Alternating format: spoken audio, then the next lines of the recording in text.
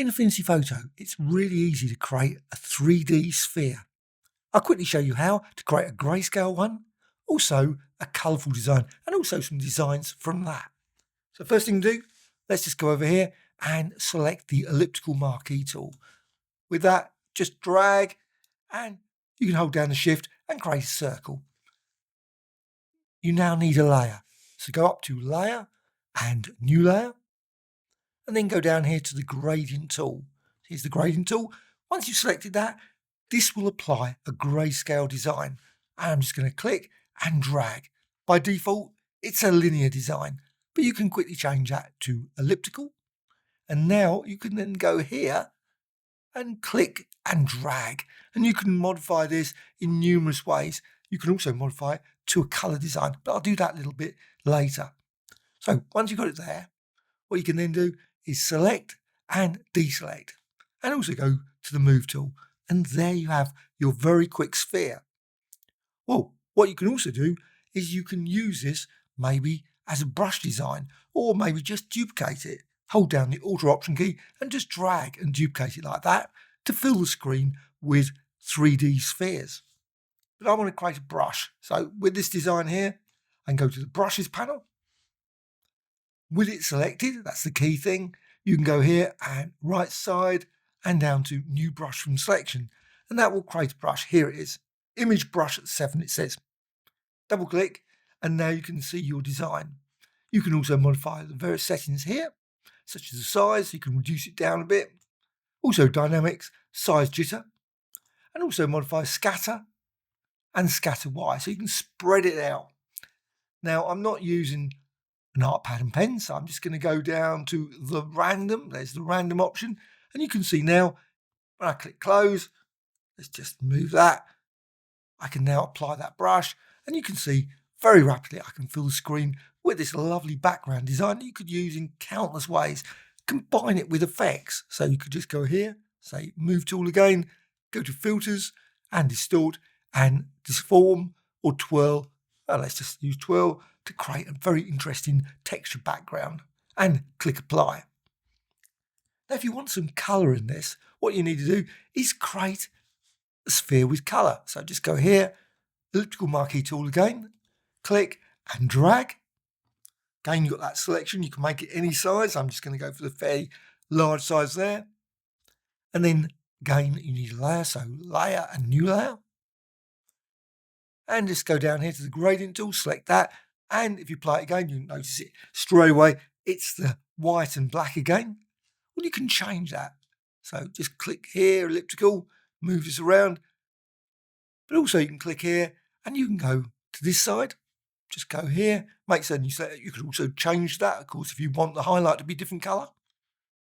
And click colour and maybe go with, say, an orange, something like that. And once you've got that, exactly the same as before, you've now got your design. Select and deselect. This design can then be added to the brushes if you want. Or, of course, you could duplicate this multiple times or maybe create different colour designs using the same approach. But let's go for the brushes. So with brushes, go again to the menu here, right side, click here, and New Brush from Selection. Get that? Again, let's just remove that. Double click. Now you've got an orange brush. You could, of course, apply it. Great thing about this, there's a preview option, so you can apply it now, so you can see, you can fill very rapidly your design there.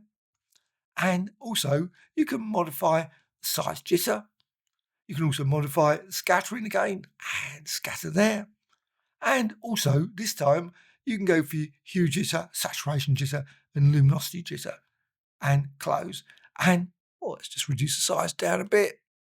You make it any size, and you can see then you get that. But again, because I'm using a mouse, it's not random. So let's just go here, size jitter, random. With that, you get different sizes. Click close, and now you can apply it and get that.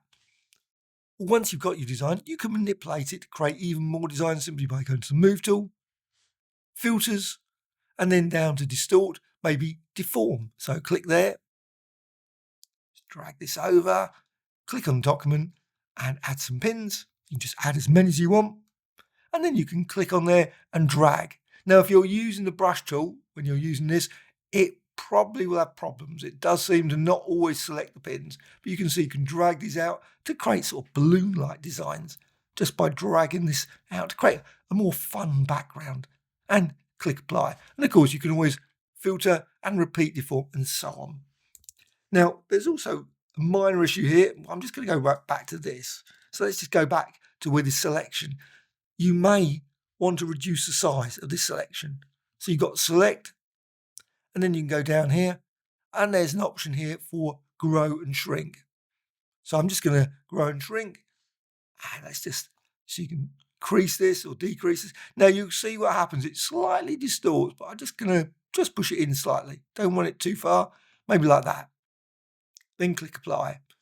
Now you don't get that black edge. Sometimes you get a little edge there. I noticed when I was doing it, a little edge there. So this is a quick way of just doing this. Or maybe use feather if you want maybe a slightly blurred design. You don't have to have it a sharp-edged sphere design in Affinity Photo. So you can now go again to the brushes and you can save that.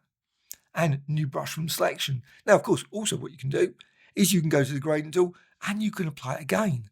So go over here, gradient tool, and just apply like that. And you can see now you've got that. But you can always go to edit and you can undo create fill. But what I also want is this fade create fill in layer. Weirdly, it's not in the edit. So fade create fill.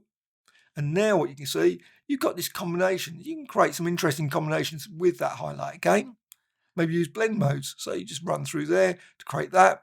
To create again some really odd, sort of unusual sphere designs.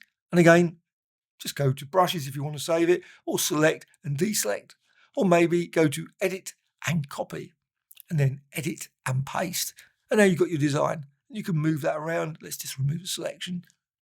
Oops, just cut it. Didn't want to do that.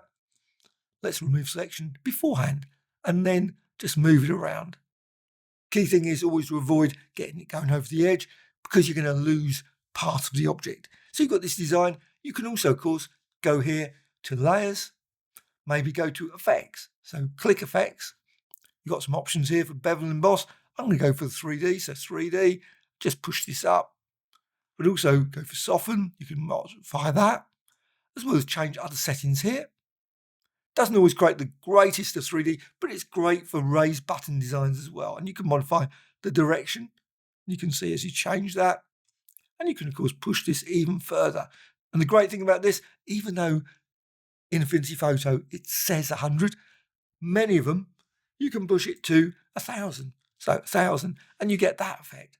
And then you can reduce the soften down, and you can create some really interesting and unusual 3D sphere designs simply by moving the direction as well as adding additional light. So click add, you got that, and then you can modify for number 2, push that way, maybe click here, change the color to create different designs very quickly using this 3D approach.